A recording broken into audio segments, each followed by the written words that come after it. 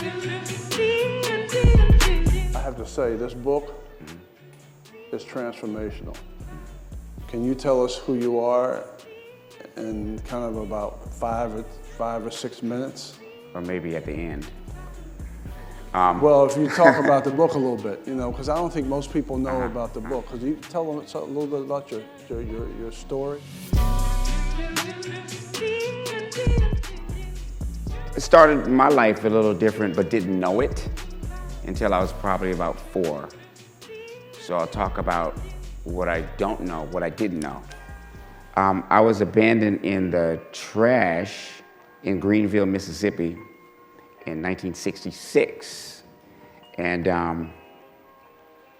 a white woman found me randomly and took me back with her family and her husband to Fort Collins, Colorado. And my family is from Laramie, Wyoming, and Casper, Wyoming. You know, my cousin and my sisters in here representing Wyoming. Woo! And so, you know, my childhood up to 4, I was just a child, you know, and I grew up with farms and mountains and lakes and streams and, I mean, horses and, you know, and I had a very loving family. I didn't know the difference between what was white, what was black, anything. I just had a whole lot of fun. And it wasn't until I moved to Washington, D.C., where the transformation took place in my mind. We moved here during the riots, or during the riots after King got shot. We moved here as a result of our parents divorcing. And my mom got a job here in D.C., so we moved to like Trinidad, Northeast. So we moved there, and you know, when we went out to play with the kids at the pool, you know, the black kids kicked our ass. They beat our ass, man, and they were doing it over and over again, and they was calling my brother and my sister white cracker. And they were calling me a white family. Yeah, and they were calling me white cracker lover. Right. You know? So you're kind of stuck in the middle. Or I said, I like graham crackers. I don't know what you're talking about, because I'm 5. Right. Yeah. So, I mean, you know, imagine, when I say the book is transformational, because you laid the whole thing out. Mm-hmm. How'd you see yourself before growing up? Well, I couldn't, in a lot of ways. You know, my identity was solidified when I moved to Wheaton, Maryland. And that's the first time I heard the word nigger, because grown white men were chasing me and kill that nigger, you know? And it was just a hard time for me.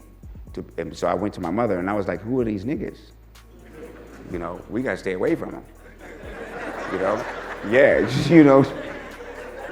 And she said, that's what people our color call people your color when they don't like them. So I had a problem with color. See, I was like, well, what color am I? And she said, well, you're black. And I said, no, I'm brown like the crayons. Right. See, and you're peach like the crayons. So it was a color identity I had a problem. That's why it's called living in color, because I learned my colors from the crayons, you know? And also I thought whatever we were, I don't know what a human being is, but I grew up with a lot of animals, right? But I knew whatever we were when I was really young, I was a brown one of what we were. So if a cat had litter, a cat could be a white cat and have a black kitten, a white kitten, a speckled kitten. You know, a horse can have a colt and be a black horse, and it can have like a brown colt. So I thought I was a brown one of whatever we were. And I was 5 years old. Like, how can people not love each other based on color? So when we moved to Silver Spring, to Rosemary Hill, Summit Hill, when I moved to that neighborhood, I did get chased by white teenagers saying nigger, and then some big black teenagers, and I remember who it was. It was a Billy Boy and a dude named Freddie from Friendly Gardens. See, my people are here now. And the white guys ran the other way, and I've been black ever since then. Yeah. A friend of mine, Howard Higdon, some of you know Howard Higdon because I'm finally home. And Howard, you know, one of the poorest people I know, 11 brothers and sisters, and you know, we was friends since we was 8 years old, and rough household, you know. Howard's stepfather used to beat his mother up. She'd be crawling down the hallway bleeding, you know, with a robe open. I mean, the whole family fighting, You know, I came from that kind of atmosphere. And I remember one Christmas, Howard came over to my house. And, bro, why you ain't listening? Looking at my sister, Howard came over to my house with a paper bag with a bow on it, an orange, and 3 of those little green army men for his Christmas present. Yeah.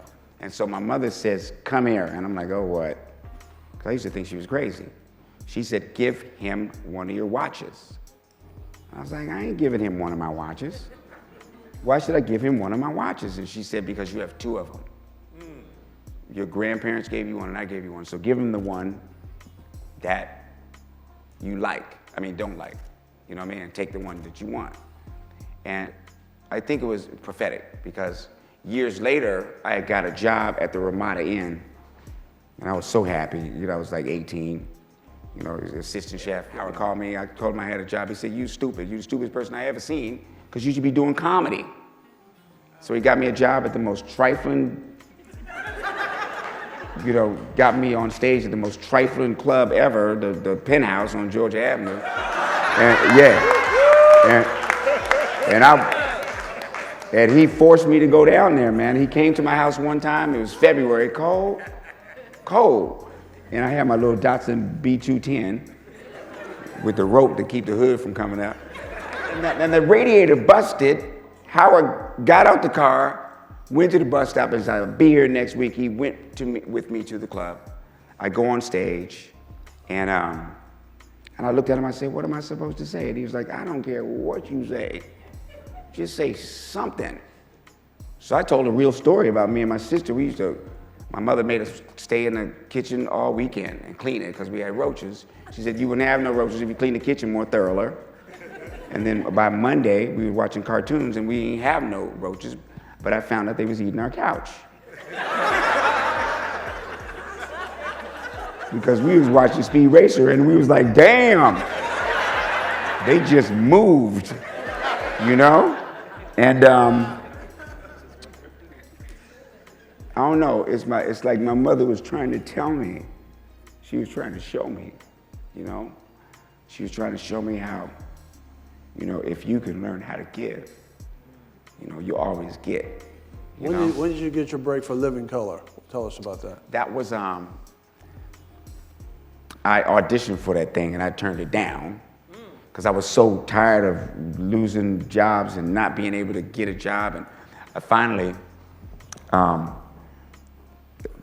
Keenan came to me. We got a show called Living Color, and you know, and I was like, I ain't doing that. I'm going back to the clubs because I had gone to here when I got to Hollywood. I was there for 3 years, and then things started warming up. And by the way, my career was started by all black men: Arsenio, Eddie, Keenan, and Robert Townsend. They all gave me my first breaks. You know, yeah. And you know, so I was the hot guy. They wrote a part for me on Murphy Brown. I did the pilot with Eddie Murphy for the TV show Coming to America. You never saw it, because it was terrible. And you know, and Disney had a holding deal for me, you know, and all this stuff, and it all went away. It all went away. And so when Keenan came to me about the show, I was like, get out of my face. But my agent told me, hey man, just go audition. If you get it, you get it. If you don't, you don't. And I went to the audition and did terrible. Terrible. But then they had a stand-up audition. So you better watch out. You better watch out because Jordan played basketball. I do this.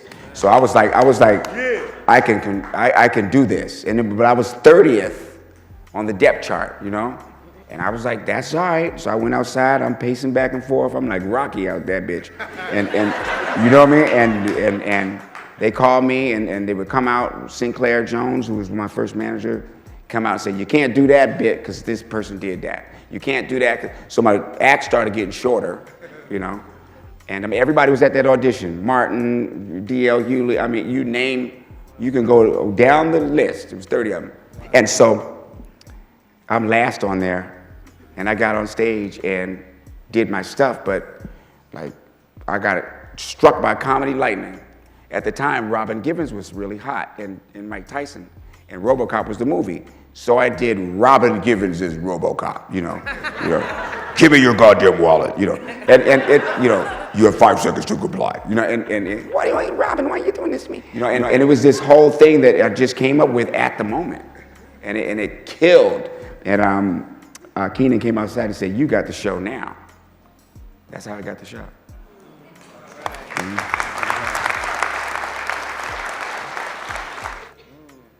So, the drugs and alcohol, how did that play a part in your life? A symptom. Of looking for value.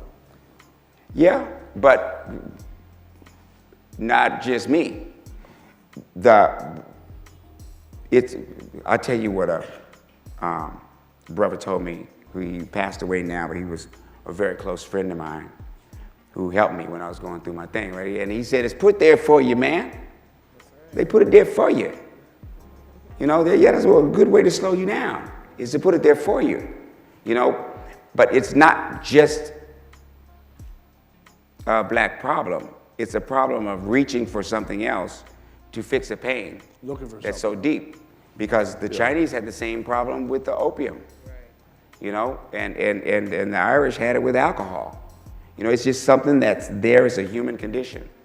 You know, and if you're lucky enough and fortunate enough to find your way out, and then to be able to talk about it, and then to be able to share what you learned from it, because I can't take the credit for where I am now, because I got with a group of people who understood what I was up against. And I didn't know what I was up against. You know, and I was up against the same thing that my mother was up against, my natural mother. And the same thing that people were up against in my neighborhood. And I can talk to people right here that grew up with me that can tell you know, and seeing that all over. And then the systematics of it, the insidious systematics of it, where a group of people put that in your I heard one time, a professor said, well, hell, if you put 100 people in a room and you put food in there for 10, it take a fool not to know what's going to happen. You know? And that's Chicago. That's Detroit. That's Johannesburg. That's Watts.